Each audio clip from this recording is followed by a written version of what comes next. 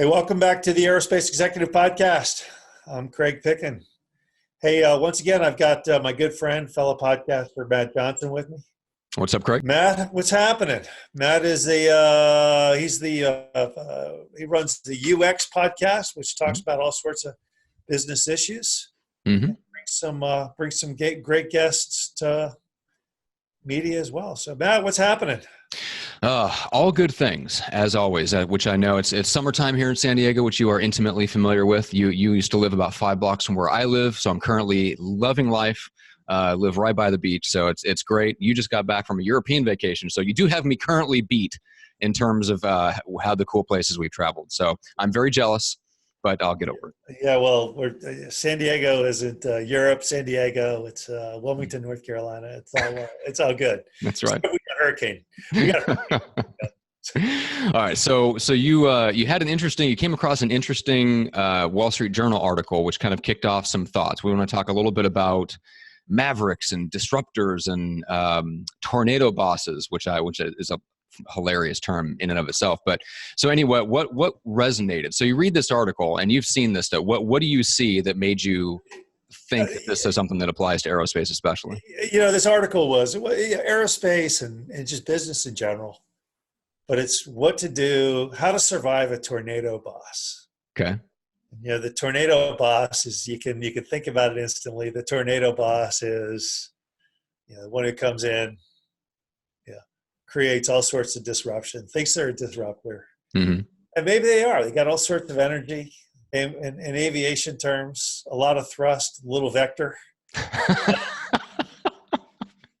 like that. That's good. There's some times for a disruptor. And then there's some times where you go, hey, look, you're a maverick and a disruptor until people get tired of your stuff. And then you're not a maverick or a disruptor. You're just kind of a pain in the neck. Right. So, I think that from a leadership standpoint, it comes back to, emotional intelligence and, sort of organizational efficiency. And you see a lot of, you see a lot of it. I see a lot of it today in business, where quote unquote disruptor is the buzzword. I'm a disruptor. I'm curious. Is it that the executives and CEOs are looking at, the Richard Bransons of the world and trying to emulate that? They're trying to become that, or is it the boards are looking for that, thinking that's the answer to growth?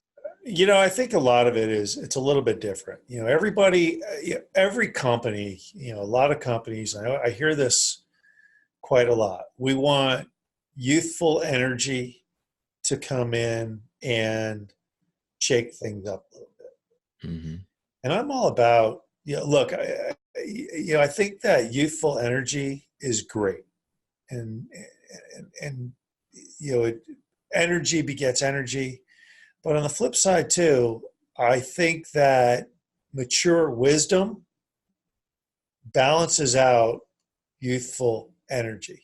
Mm-hmm. And I'm seeing it in politics, and I don't even want to talk about who's right, who's wrong on this, but right. I'm seeing Nancy Pelosi trying to corral the youthful energy of Ocasio-Cortez. Yep. Yeah. Ocasio-Cortez thinks she's this great disruptor, with her Green New Deal and whatever else. And Pelosi's sitting there going, hey, look, you got some good ideas, but, let's not steamroll everybody. Yeah. Along the way. Yep. And that's the, I think that's where the mature wisdom comes in and says, hey, look, you got some youthful energy, some great ideas. Over time, we can start to introduce some of these processes. Mm-hmm. But in the meantime, look, I know a little bit more than you do. I've been around the block a couple times. Mm-hmm. So let's have a chat. And I think that in business, that same process, you have a great youthful leader who's got a lot of potential, comes in, and you match them up with a little bit of mature wisdom, and all of a sudden now you've got a great team that can do some great things. unfortunately, too many times I see the youthful, energetic executive come in and say, I'm a self-described disruptor. Mm-hmm. They steamroll the organization, their quote unquote tornado boss, and it's like a sugar high. It's great for 6 months, and then all of a sudden wears off. Yep. Dead bodies in the hallway. Everybody gets tired of. There's chaos, and everybody says all of a sudden, what happened? Yeah. The disruptor flamed out. All of a sudden now they've got to polish their resume and they're going to go do it somewhere else. Well, that does seem to be the pattern. We were talking before we hit record that there's definitely folks that you can see in the business world that are like this. I think Jamie Dimon, we threw out as one. You had a name in mind. I was one of the recent examples I was thinking from the world of college football is Jim Harbaugh, who has that reputation. So he's coming up on 4 years at Michigan as we record this. I think he lasted all of 4 years in San Francisco. Yep. And he's developed a reputation for being that way, where it's come in, energy, everybody buys in. And then 3 years in, they're kind of tired of the energy and they're tired of getting yelled at, or the motivational speeches aren't hitting as well anymore. And maybe it's time to move on to the next. And, almost like a program turnaround specialist. It has its place, but it doesn't work for the long term. Yeah, he wears people out. I mean, and that's the common theme is, he wears people out. Bobby Knight used to do the same thing. He wears people out. And I remember, was it 30 for 30 on ESPN? If that's, they asked one of Bobby Knight's players and they said, what was it like playing for Bobby Knight? And he said, it was like being in Full Metal Jacket. He goes, you want to know? Go watch Full Metal Jacket 100 times. We talking about? You remember the movie Full Metal Jacket? Arlie Emery or Arlie? Arlie Emery is a drill instructor, and you know what? It's like, look, that's funny. Well, I get it. It's absolute chaos. It takes a certain. So a little bit of a lack of emotional intelligence. I totally get that. I've worked for that guy before, by the way. So my mentor and still one of my good friends, the guy who ran my old agency, at one point moved across the country, moved away from an office of however many employees he had at that point. Now he has 60 employees in the Midwest. He lives here in San Diego, and what he figured out, because he has more self-awareness, I think, than most people, is he's like, I can't be in the same office. Like I will disrupt them. Right. He realized that he was the disruptor. He's like, okay, I have to insulate them from me because I'm disrupting them. I'm like, there's too much change. I'm always evaluating and tinkering and whatever. They can't move that fast. They can't handle that much uncertainty. I'm being disruptive. So he basically walled himself off and now has like a operating officer that stands between him and the rest of the employees, so that all of his crazy ideas get filtered through somebody else who puts the brakes on 90% of them and make sure that he's not moving too fast or tinkering too much for the rest of the staff to handle. And a lot of times, I think you were talking about in a situation where you have that youthful energy, you need that voice of wisdom. And he found that, which is a different personality type. And that's the sign of that's the sign of a mature entrepreneur. Entrepreneurs are the worst. They're horrible to work for. They tend to want control of everything. They bring you in to do a whole bunch of stuff, and then they never let you do it. You get frustrated. They get pissed off because nothing's being done. So a mature entrepreneur, once his business reaches a certain scale, says, I need a COO. Yeah. And basically the COO is someone with enough emotional intelligence that can go to the employees and they say, all right, look, don't worry about it. Everything filters through me. Mm-hmm. I'll handle Joe. Yeah. Yes, exactly. Then when Joe has his tirades, it's the person who's able to think back and go, you said you wanted this, you said you wanted that, you said you wanted this other thing. It's all in process. Mm-hmm. I got it. Yeah. And they let him kick and scream and throw coffee cups or whatever else. And then they leave with, okay. Well, I haven't done that yet. I haven't thrown any coffee cups but the day is young. You think about Tesla. You got Tesla. You think about a company that needs a COO. So, but it's Yeah. When do you really need a disruptive Mm-hmm. tornado boss? Look, if I'm a company that needs a severe cultural change, Mm-hmm. I'm underperforming several years. Maybe my industry is changing rapidly, and I'm not maybe the industry is moving faster than than an executive's ability Mm-hmm. to see it. You got Ackman or Elliott Management, a couple of activist investors, buying big chunks, and they're demanding changes. Yeah. Maybe that's when you bring in a tornado boss and they shake everything up, and they're good for 3 years, but ultimately in 3 years the company's either going to open up, it's going to get sold, or Mm-hmm. it's going to get on a new track. That's when.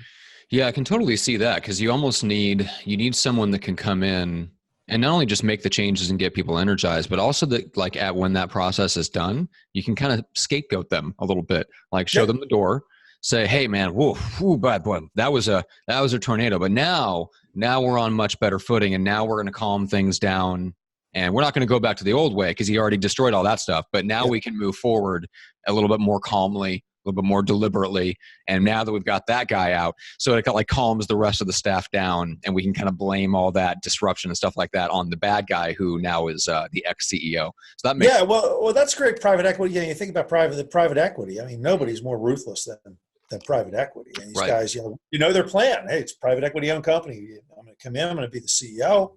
Mm-hmm. I'm going to cuss here. I'm going to be a complete asshole for 5 years. I'm going to shake things up. I'm going to take it, and then they're going to pay me a trash load of money if I'm successful. Right. Go somewhere else, and we'll do it again. That is a private equity shake up the company scenario, and that's a tornado boss. Yeah. But for someone who thinks they're a maverick or a tornado boss, put the brakes on and rethink it. You're probably not. Yeah, exactly.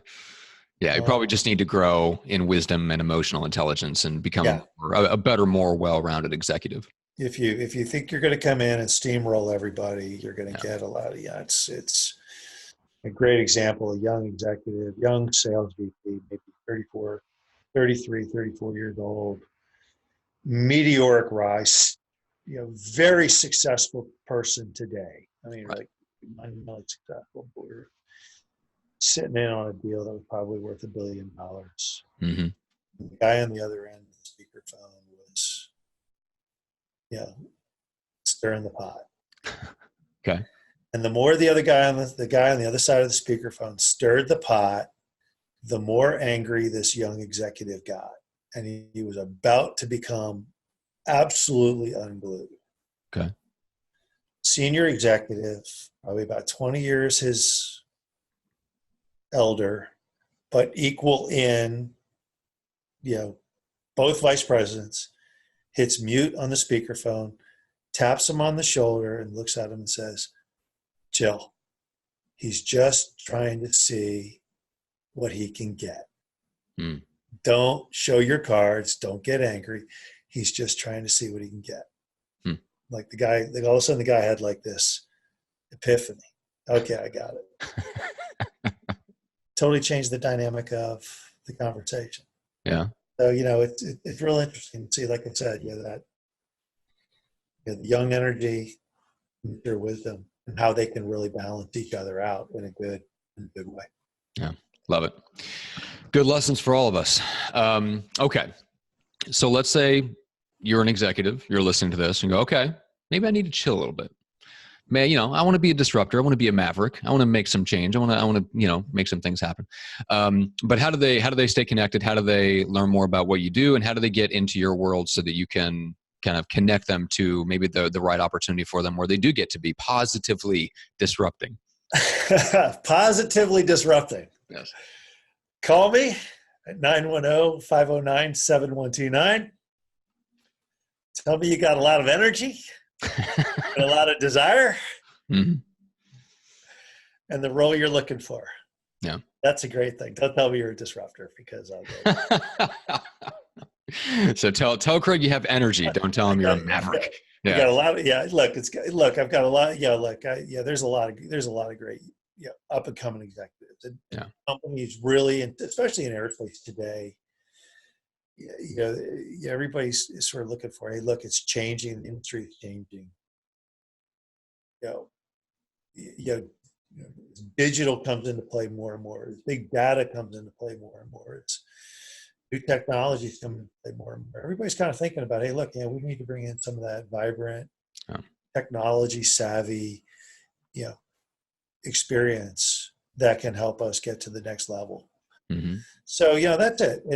But I think it's, hey, come on in. This is what I can do for a company. This is where I'd like to go. Mm-hmm. I'm a good leader. I'd like to help a company grow and change. Yeah. So 910-509-7129 is my number. And then Greg, what's the website? NorthstarESG.com is the website. Good. All right. Well, that was awesome. First of all, thank you. And hopefully people reach out, they can catch up with the blog and stuff like that. You've been writing there for quite a few years, dispensing kind of your wisdom and perspective on the aviation and aerospace industry. So, Craig, thanks as always. Thanks, Matt. Appreciate you coming on board. Mm-hmm.